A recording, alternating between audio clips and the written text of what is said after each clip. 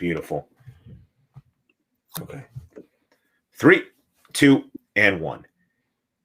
There has never been a more important Bracketology Wednesday in the history of the Locked On Big Ten podcast than the one you are about to listen or watch right now. That is until probably next week. But hello, everybody, and welcome to the Locked On Big Ten podcast, a part of the Locked On Podcast Network. I'm your host, Ben Stevens. It is Wednesday, March 3rd, and on this Bracketology Wednesday, as we continue our march until Selection Sunday, we are joined once again by our resident bracketologist, Kevin Sweeney, after a huge night across the entire landscape of college basketball, but especially in the Big Ten Conference. A triple header on Tuesday that had ramifications throughout the Big Dance. So we need Kevin's intellect, and he is here for us once again. Kevin Sweeney, great to have you back on the podcast. Ben, thanks for having me as always. The March is in the air, conference tournaments are happening, and couldn't be more excited to have on. Happy March to all who celebrate. We are very much in the thick of it. Tuesday night was very much a March night across all of college basketball. The bubble in different conferences, the Horizon League tournament was insane. But as we focus on the Big Ten Conference, I think we begin with the biggest game of the Big Ten night, and that was the top 5 matchup. 4th-ranked Illinois going on the road and taking on 2nd-ranked Michigan and absolutely stomping the Wolverines without their star player in Ayo Dosunmu. Illinois winning 76-53 in dominant fashion, really dominated all 40 minutes, energy level, rebounds, defense, everything in the favor of the team wearing orange on Tuesday night. So, Kevin, I ask you, how does that affect the one line for both Michigan and Illinois? So my Tuesday bracket update was the first time I had moved Michigan off of the number 3 overall seed. I said, all right, Baylor lost. Michigan's looked darn impressive. They get the number 2 overall slot. That will be very short-lived. Michigan will be headed back to the number 3 line after, I think they could have afforded a loss and stayed up at the 2, but the way it looked, I think, is significant. We're still waiting on the metrics to come in, but the metrics won't be very good either. And Baylor, combine that with Baylor beating West Virginia on the road, that'll be enough to move Michigan back down to the 3rd overall 1 seed, which in the grand scheme of things probably doesn't mean a whole heck of a lot for Michigan, but it was a disappointing performance, no doubt. You're allowed a stinker every so often. It happens. It's college basketball. And then certainly for Illinois, it changes the game for them. It's the best potential win. I think it is arguably the best win anyone has in college basketball this season. To do it on the road against the number 1 seed, no one has done that. Minnesota beat Michigan earlier this season. That was on their home court.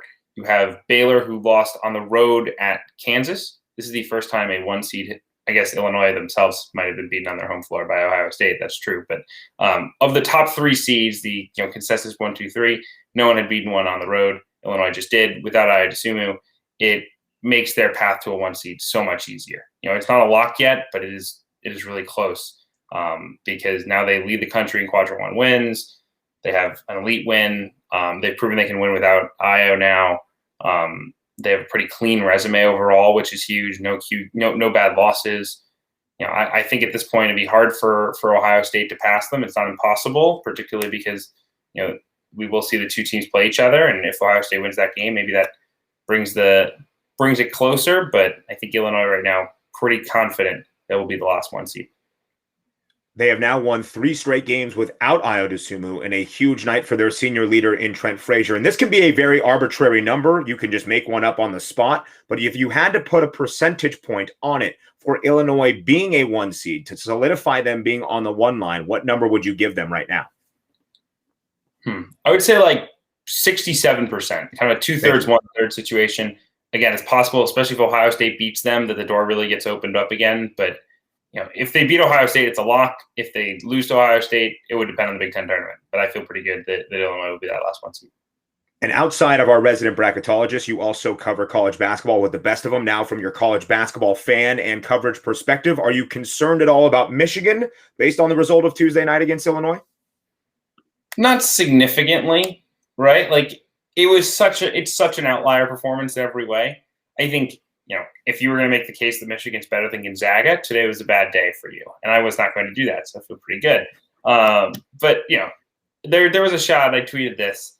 I think it was 42-29, and Adam Miller had nothing doing. There was like 6 on the shot clock.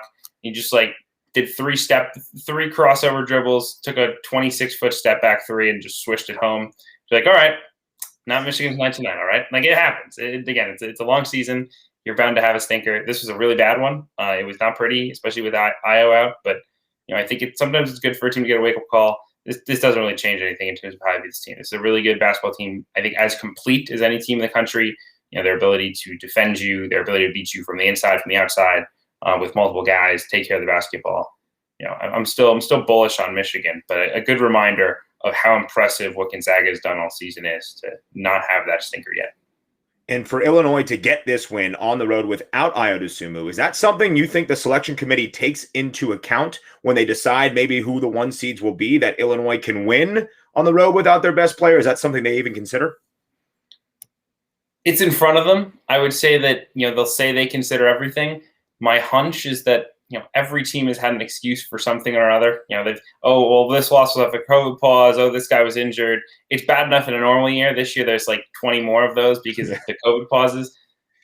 At some point, your wins are your wins. That was a really good win. I don't know how much more impressive it can get. They won by 20 plus against the top 5 team. It was great. That's all. I think that's all that's needed. The IO thing is even more impressive, but I don't think it changes too much from the committee's eyes. And you're right, Kevin. A bad night for anybody who ever could consider saying that Michigan was a better team than Gonzaga. I don't know anybody here out of the two of us that has done that over the past week and a half or so. Couldn't be me. Couldn't be the one they call Big Ten Ben putting on for his conference. I definitely didn't do that. Don't have to eat some of my words after Tuesday night. Another team on Tuesday night that got a win, Michigan State, in a win they absolutely had to have over Indiana, beating the Hoosiers 64-58. Thank you in large part to Aaron Henry. Does this mean that Michigan State is now on the right side of the bubble as they look at the NCAA tournament? Yes, it does. I wrote about Michigan State and Duke's bubble chances on Monday for Sports Illustrated, and the consensus I got to was Michigan State's probably going to get to the NCAA tournament if they beat Indiana, and they're probably not going if they don't beat them. It was truly a win or go home, loser leaves town type of ball game, and they had to have it. It wasn't always pretty. It was what they needed. I would have liked to see Michigan State get a little bit more style points, particularly because their net ranking is so poor. Entered this game outside the top 75 in net. The history of teams getting NCAA at-large bids with outside the top 75 in both in net and then previously the RPI. There's not very good history. You've had occasionally teams at number 73 get it. It's still tough. If I'm Michigan State, I really want that in the 60s or better. But if they had beaten Indiana by 20, that might have moved the needle a little bit more, maybe a little bit more confident. But I think as long as they win, I think they're almost assuredly in. One win in the conference tournament would probably seal it for me. If they lose their next 2 games and lost their first game of the conference tournament, then it would be very dicey. But look, the rest of the bubble isn't exactly doing itself any favors, right? Just on this Tuesday night, you had the Boise State loss that pushes them back into big trouble. Drake put themselves behind the 8 ball with the loss to Bradley.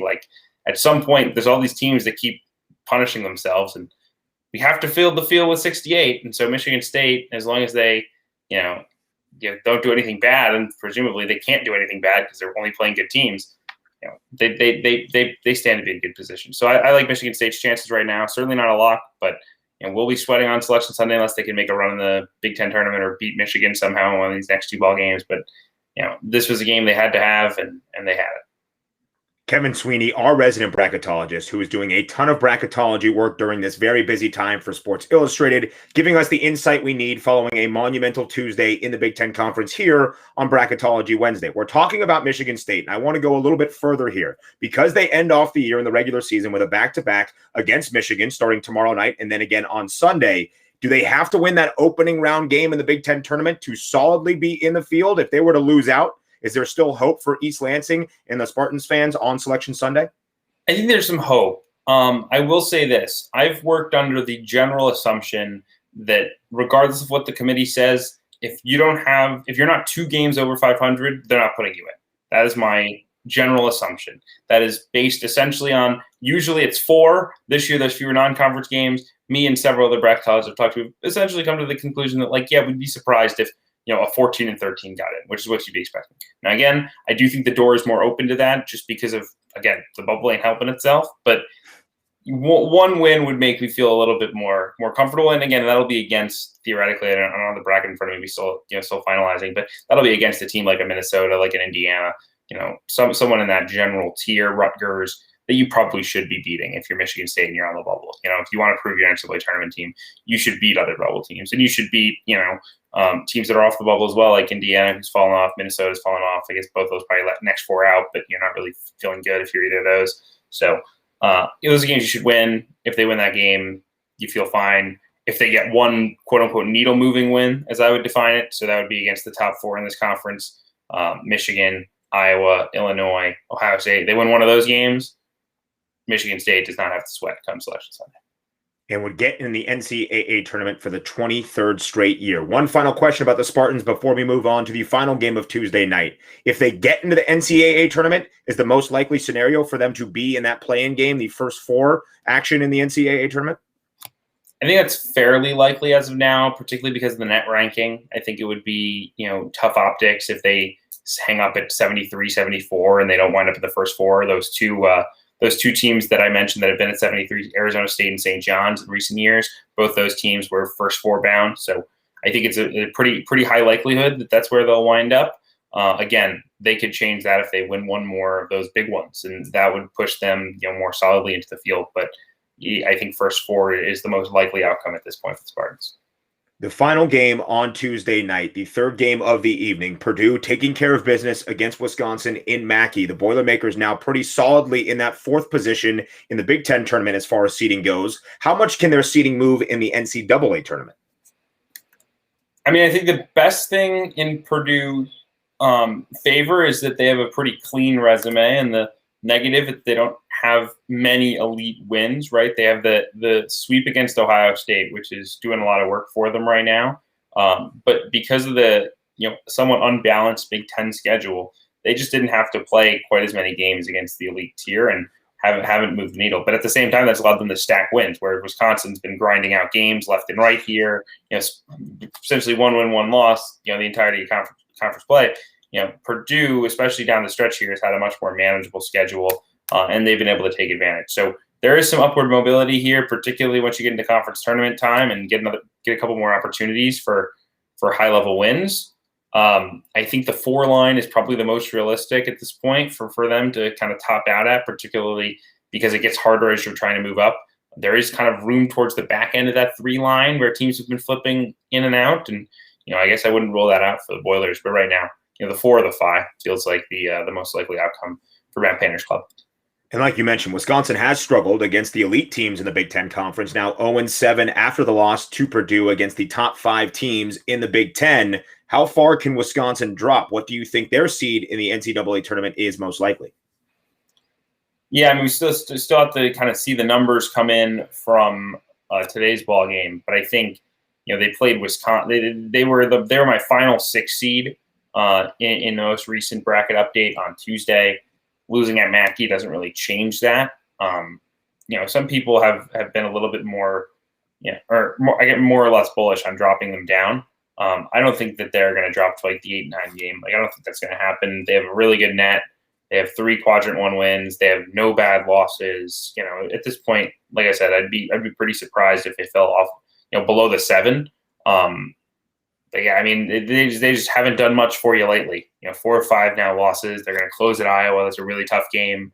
They didn't look very good against Iowa the last time those 2 teams played. So hard to have a lot of confidence right now in this Wisconsin team. But because of the way that the resume shakes out, you feel pretty good that they'll stay out of the 8-9 game. And that's significant given how much stronger it feels like the 1 seeds are than even some of the folks on the 2.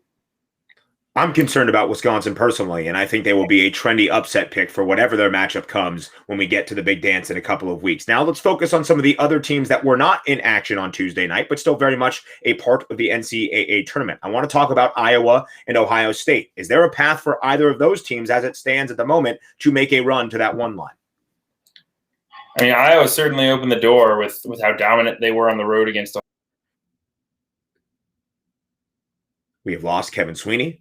I think he will be back, and we need his answer here about Iowa and Ohio State as he was speaking Listen, folks, he has so many screens up at the moment. He is a very, very busy man that sometimes Kevin Sweeney pops out of things to check in on the metrics. It's understandable. It is okay. Kevin, you were speaking about the Hawkeyes and the Buckeyes and their potential path to a 1 seed. Just feel free to pick up and continue wherever you are. You were giving us so much knowledge that we will let you go if you just step out for a minute.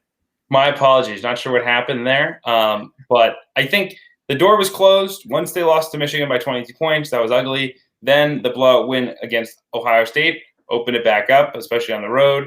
I think Big Ten championship game probably is what it's going to take for the Hawkeyes. Ohio State, a big clear path. If they beat Illinois, that would mean a lot. Main reason why, they would have a season sweep over Illinois. They would have 2 wins over that team. And if you're 50-50, if it's close and you have 2 head-to-heads, that should be significant in the as a committee, and they do look at that. So I think Ohio State probably is the edge if you're looking for – it's funny, I have Iowa ahead of Ohio State in the seed list, but I think Ohio State has a little bit more moving up power, particularly because of that head-to-head dichotomy with Illinois. So both teams, the door's not shut, but like I said, especially if Illinois is able to win, I believe Saturday against Ohio State. I mean, I think it's almost over. I think it would be pretty much a lock. That game on Saturday will be huge for the number 1 seed on that 1 line, the implications for the NCAA tournament. Now, Rutgers not going to be in competition for the 1 line. They suffered a pretty tough loss to Nebraska on the road on Monday night. Are the Scarlet Knights in any danger of missing the NCAA tournament at the moment? I don't think so. I really wish they hadn't done what they did. I mean, but as a bracketologist, you're really hoping that teams should make your life easy. And Rutgers, it was also easy. You could have even lost to Nebraska. It wasn't going to be the end of the world. But you had to lose like that to Nebraska. You had to leave that door open for me. I was not pleased by that. That said, again, if they lose at Minnesota and then lose in the first game of the Big Ten tournament, the big concern you'd have would be then you're at 13-12, which, as I mentioned before, I'm a little bit reticent about these teams with only 1 game over 500. That said, A, I don't think that's going to happen. B, even if it did, I still think Rutgers would have a decent chance, just, again, comparing their resume to the other bubble teams. One good thing that happened for Rutgers, they lost by so much to Nebraska that it elevated Nebraska from quadrant 3 to quadrant 2, so their loss was less bad. So in some ways, maybe Steve Peichel was playing chess while we were playing checkers, but yeah, I mean, they did not tank as far in the net and KenPom as I expected. I expected it to be pretty disastrous. Like Louisville dropped, I think, 17 spots when they lost by 40 to North Carolina. I thought losing by 20 plus at Nebraska was going to be similar, if not worse, and it was not. It only moved them down, I think, 5 spots. So that makes me feel a little bit more comfortable in favor of the Scarlet Knights. But that said, please just beat Minnesota and make me not have to think about this anymore. Where Minnesota is trending right now, that would not be a good loss like it might have been about a month ago. Don't do it again, Steve Peichel. Don't be playing chess while we're playing checkers. I don't need you to find any more silver linings. Get to the NCAA tournament for the first time in 3 decades. Everybody, I think, in the Big Ten Conference, maybe around the country in college basketball, is pulling for Rutgers to pull off that feat. Now, one of the final teams in the Big Ten that should be a part of the big dance is Maryland. They seem to be squarely in the tournament at the moment. They finished the year with Northwestern tonight and then Penn State on the weekend. Is there much movement for the Terps? Can they go up? Can they go down, depending on these final 2 games of the regular season and possibly any Big Ten tournament action? Yeah, I mean, I think the good and the bad thing for Maryland is that they've had a really soft schedule down the stretch, right? Like, and we knew this was coming, but especially with the way Minnesota has trended, to have Minnesota, Nebraska, at Rutgers, home Michigan State, at Northwestern, home Penn State is about as easy as you can do in this league right now. And I think, the benefit is that has allowed them to kind of move solidly up the seed list as other teams lose around them. And that's the continued benefit that they'll have this week with those 2 final games. That said, those are high downside, low upside wins, right? Like you lose at Northwestern, it doesn't look great. You lose at home to Penn State, it doesn't look great. And it seems very possible that they could lose one of those games, especially if we get old Maryland, pre-February 8th Maryland, So you lose that game, and then you might maybe drop a little. But at the same time, if you enter the conference tournament at 17-10, over 500 in the conference and the best conference in college basketball, and you have a chance to make a run, I mean, Maryland could keep moving up, and all of a sudden wind up like a 6 seed. Like it's not. I wouldn't rule it out. I think the 5 is probably the ceiling. I would be pretty doubtful if they could move all the way there, but it would take a hefty run in the Big Ten tournament. I still think you feel really good if you're Maryland with where you're at. Just please don't get swept. Don't get swept by Northwestern and Penn State, and push yourself down back towards the bubble. I think they're a lock regardless, but again, don't push yourself closer than you need to be. Losing to Northwestern and Penn State to end off your regular season would not exactly be the momentum you want to take into the postseason, but I think Maryland's defense is going to be what carries them through. Top 30 now, according to Ken Palm. Mark Turgeon somehow is flipping the script on people and coaching well when it matters most heading into the month of March. Who knows? It's a weird year across all of college basketball, but keeping us informed on everything, especially as it pertains to the NCAA tournament. Our resident bracketologist, who we are so eternally grateful for, it is Kevin Sweeney, CBB Central, doing all this great bracketology work, not only for us here on the Locked On Big Ten podcast, but for Sports Illustrated as well. Kevin, thank you very much. Be safe. Be as calm as you can during this time, but I know it's going to be very busy. This is March. We will talk to you again next Wednesday.